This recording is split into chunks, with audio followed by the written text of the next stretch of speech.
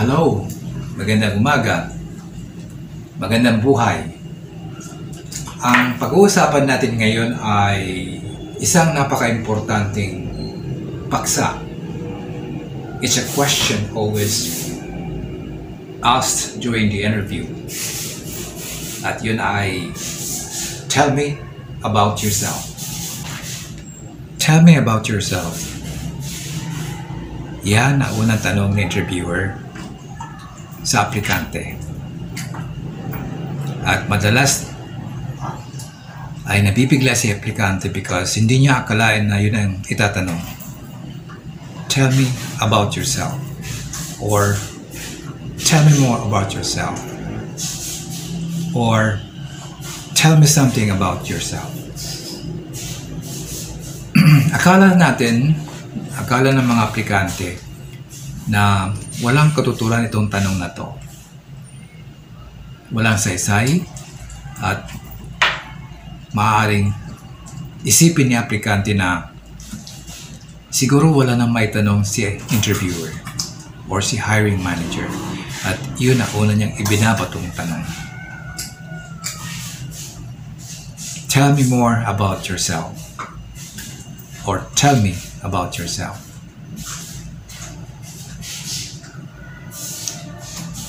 Kaya aplikante naman ay kadalasan nabablanko siya because hindi niya akalain na itong tanong na to ay ang tanong na to ay ibabato ni interviewer kay applicant.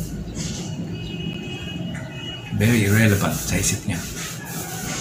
Pero alam niyo ba kung bakit itinatanong ni interviewer ang tell me about yourself? Yan ang pag-uusapan natin. Magandang paksa ito because this is a very, very important and crucial question that is posed by the interviewer sa isang applicant. Well, let me tell you why.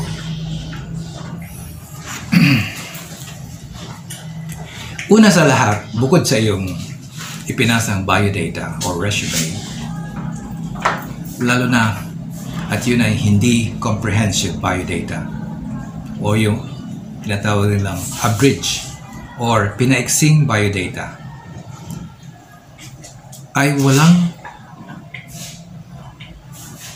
walang masyadong nalalaman si interviewer sa iyong personality or sino ka, kung ano ka ba. Yun ang unang nasa isip ni interviewer. Kaya tinatanong niya kaagad, tell me about yourself. Yun ay habang binabasa niya yung biodata mo. Depende yun sa kanyang situation. But remember, ang tell me about yourself question ay very important kay interviewer. Because yan ang window, yan ang unang-unang mirror mo para ipakita mo kay interviewer who you are. At yan na rin ang magiging susi para ipagpatuloy mo or ipagpatuloy ang session ng interview. At yan na rin ang susi kung paano maging interesado si interviewer sa iyo. Okay? Tell me about yourself. Kinakailangan mo sabihin niya ng isang napakagandang istorya. But, wag nobela. Because I tell you, hindi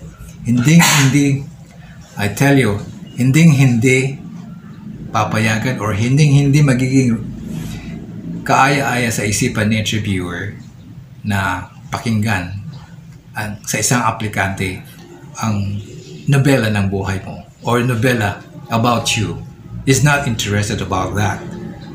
Importante sa kanya is malaman niya, makita niya what your qualification and experiences are. Okay? At yan ay naaangkop sa relevance ng kanyang requirement based sa job descriptions na ipinamahagi ng company sa isang trabaho na ina-applyan mo. Okay? Kaya, tell me about yourself is very important because si interviewer ay magtatanong at magtatanong ng follow-up questions. And yan ay napaka-importante sa ina-applyan mong trabaho. It should be specific. Okay? Madalas, ang mga biodata natin na sinasubmit sa ka-interviewer ay mahahaba. Or sometimes, like say, 2 pages. Although, 2 pages resume is just fair enough para hindi naman masyadong kahabaan. You just have to have the bullet points kung ano ba yung pinag-aralan mo, personal data mo, experiences relative to the work that you're applying for. At syempre, titingnan lang ni interviewer yung mga importanteng points na kailangan niyang ma-match sa iyong qualification and experiences. Yun ang very important point. But, bago yan, kinakailangan marinig ni interviewer who you are. Kaya tell me about yourself. Tell me about yourself.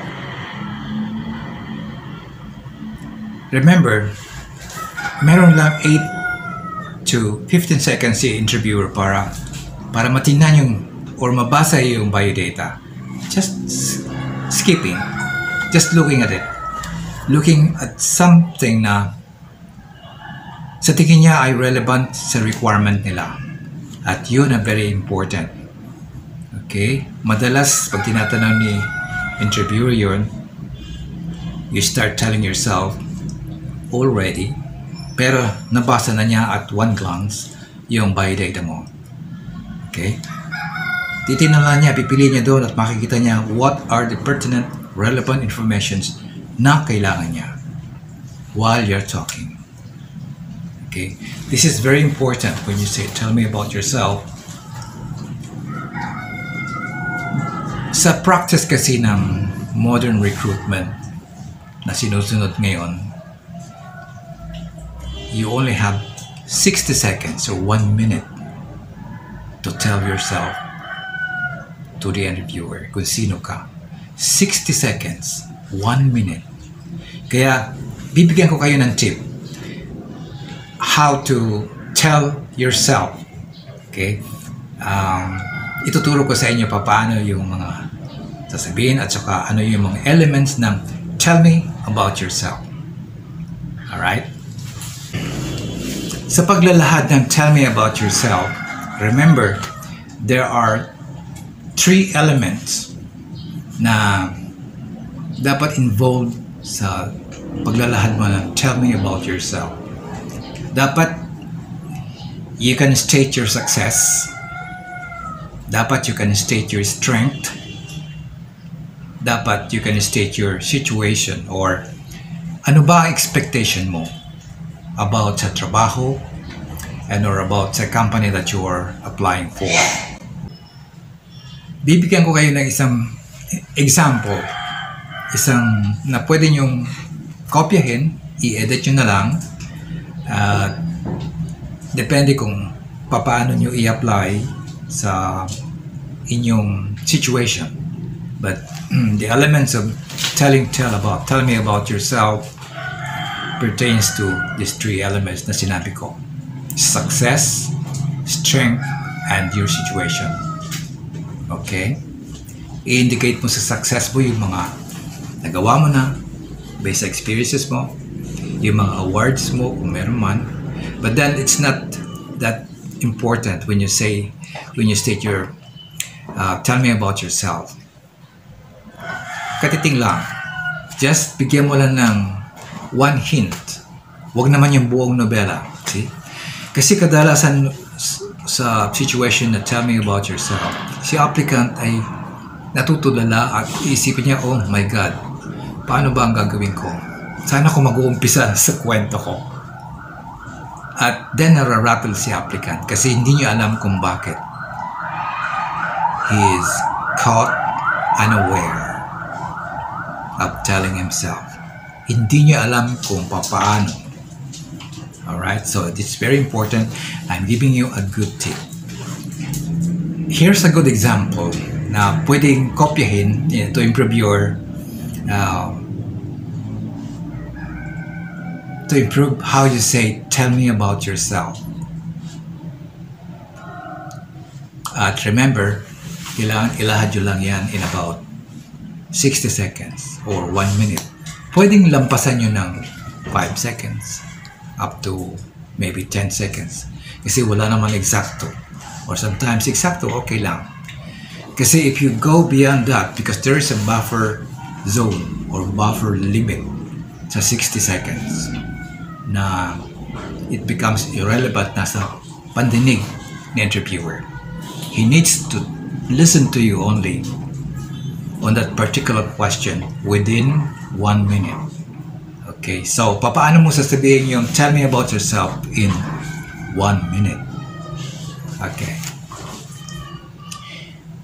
It is a very important again, remember 1 minute, it's very important again na pagkatapos mo masabi ang tell me about yourself, ay sa isip mo, yan ang magbibigay ng mitya para the interview session will be continued, because on that point, sa interviewer ay magbibigay ng mga follow-up questions relating to your biodata. Alright? It's very important. Ngayon, bigay ko na sa iyo ang isang example lang. Tell me how you relate yourself in telling yourself to the interviewer. Okay? Babagalan ko lang yung sasabihin ko and try to rewind na lang.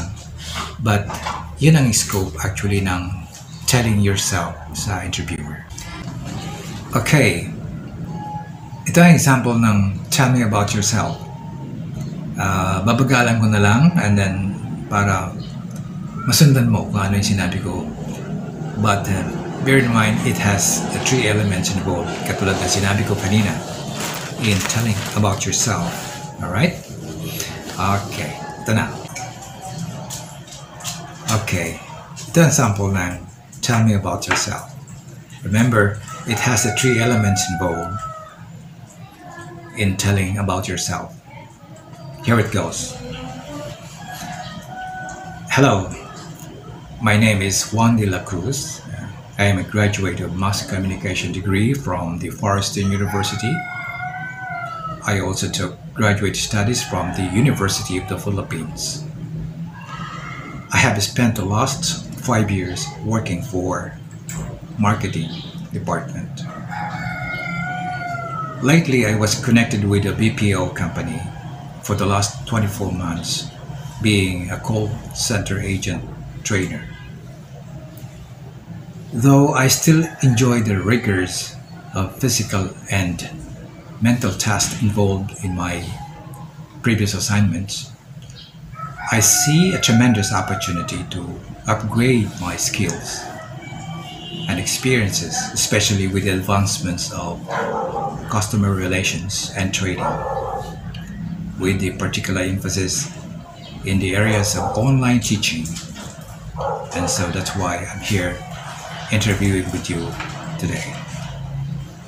Ganun lang yun. Ganun lang kasimple. Ando na yung element ng education mo, experience mo, capacity to endure, and motivation to learn para magamit ng company. The rest speaks for itself as you interact with your interviewer, dahil he will definitely dig deeper about you and your prowess. Kung sino ka ba talaga. Magaling maghanap, magaling maghukay si interviewer about how far have you actually reached at kung gaano ka ba kapaki-pakinab, just in case. Okay?